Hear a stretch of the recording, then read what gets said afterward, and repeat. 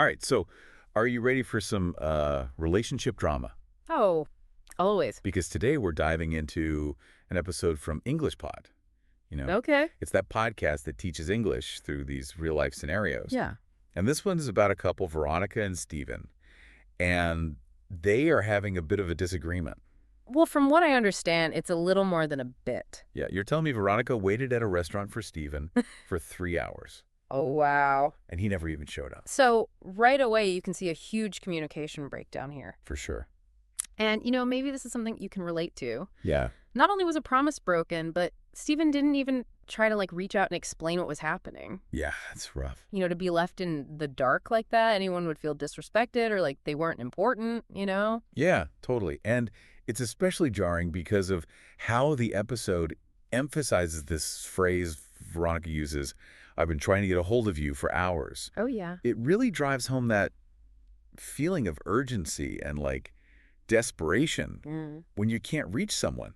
And, in English, that phrase, get a hold of you, Yeah. that's like a classic line in heated arguments. And it really emphasizes all that effort and frustration of just trying to reach someone you know. Yeah, it's not just the words, it's the emotion behind them in that specific context. Exactly. You have to imagine yourself in Veronica's shoes, Yeah. all dressed up, excited for the date. Yeah. And then nothing for hours. Oh, man. You're just left wondering what happened. Yeah. That feeling of being stood up that can really sting. Yeah, especially if it keeps happening. Oh, yeah, definitely. Which it seems to be because Veronica says Steven stood her up 5 times in just 2 weeks. Oh, wow, yeah, standing someone up. Yeah. That's more than just forgetting a date. Yeah. It means you just don't care about the other person's feelings at all. Right, and it makes you wonder if Steven even realizes how his actions affect Veronica. Yeah, well, Veronica tries to make him understand with that line, "Do you have any idea how embarrassed I was?" She's trying to bridge that gap between what he's thinking and what she's feeling. So she wants him to actually feel that embarrassment and hurt. Yeah. Do you think that ever really works in an argument, though?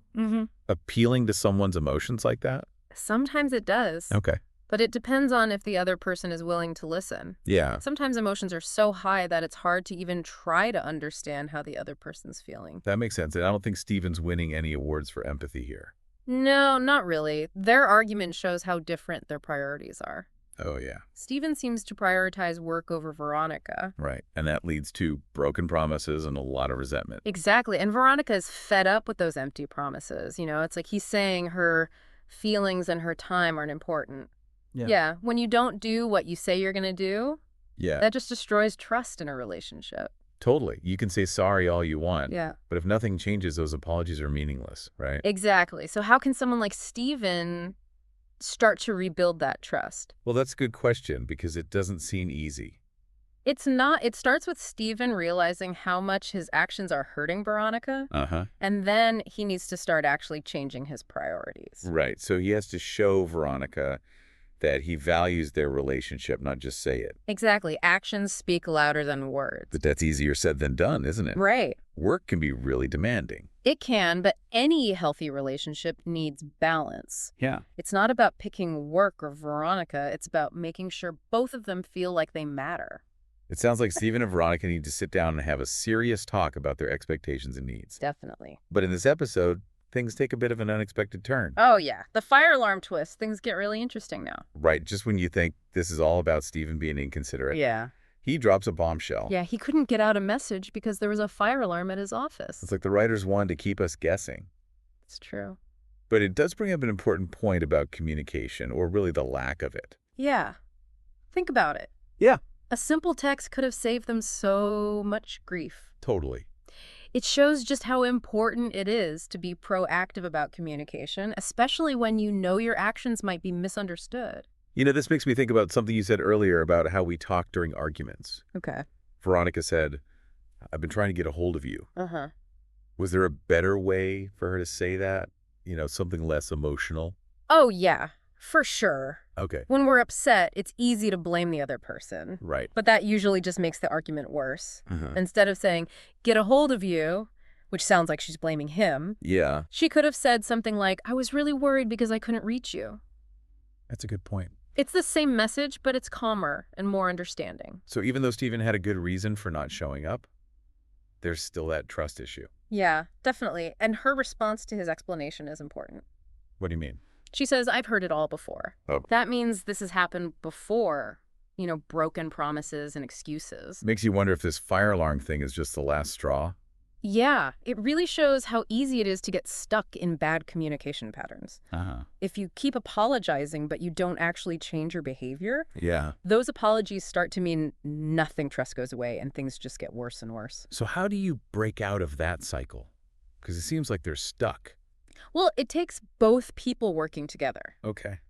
Stephen needs to admit that he messed up, even if he didn't mean to, and then he needs to actually change. Yeah. Actions speak louder than words. And Veronica needs to be open to giving him another chance. Exactly, but that can be hard when you've been hurt over and over. For sure. So what does that look like? Rebuilding trust and communicating better. Well, they need to be more proactive about talking to each other. Right. Instead of waiting for an argument to happen, they should talk every day and work on things before they become problems. So like regular check-ins could help prevent those blow-ups. Exactly, and when they do disagree, they should try to see things from the other person's point of view. Oh, that's good. Instead of trying to win the argument, they should work together to find a solution. So remembering that they're a team. Exactly, and they also need to be really clear about what they expect from each other. Right. So Stephen needs to show Veronica that their relationship matters. Yeah, and follow through with his promises. And Veronica needs to tell him exactly what she needs. Exactly. It's not about reading minds. It's about being open and honest. And this is where English Pod comes in, right? Learning how to say what you need in English can really help, especially when you're arguing. Yes. It can be so helpful. So it's all connected then. Communication, priorities, and trust. They all work together to make a healthy relationship. It seems like Stephen and Veronica's story, even though it's a bit extreme, Yeah. really shows us what a lot of couples go through. It does. It shows us the challenges that many couples face, and, Yeah. we can all learn from their mistakes and their successes. So as we finish up this deep dive into love, arguments, and priorities, Yeah. what's the main takeaway for our listeners? What's the one thing they can use in their own relationships? That's a great question, and I think it goes back to being proactive. Okay. Don't wait for a problem to happen. Yeah. Make time for each other every day. Talk about how you're feeling and keep that connection strong. That's great advice. Yeah. But before we go, I want to bring up something that our listeners might be thinking. Oh, what's that? It's easy to judge Stephen for what he did, Uh-huh. but this argument shows us something about Veronica too. That's true when she said, I've heard it all before. Yeah. That means she might be holding on to past hurt, and she's not really expecting things to get better. So she's already decided what's going to happen. Right, and that can actually make it more likely to happen. Oh, wow. Veronica needs to look at how she's communicating. Yeah. Is she being clear about her needs? Does she have healthy boundaries? That's a really important point. Mm. Sometimes we're so focused on what the other person is doing wrong that we forget to look at ourselves. Exactly. And this is where English Pod can help again. Right. Learning how to say what you're feeling in English can be really powerful. It can, especially for someone like Veronica who might be having trouble saying what's frustrating her. And so it's not just about learning the language.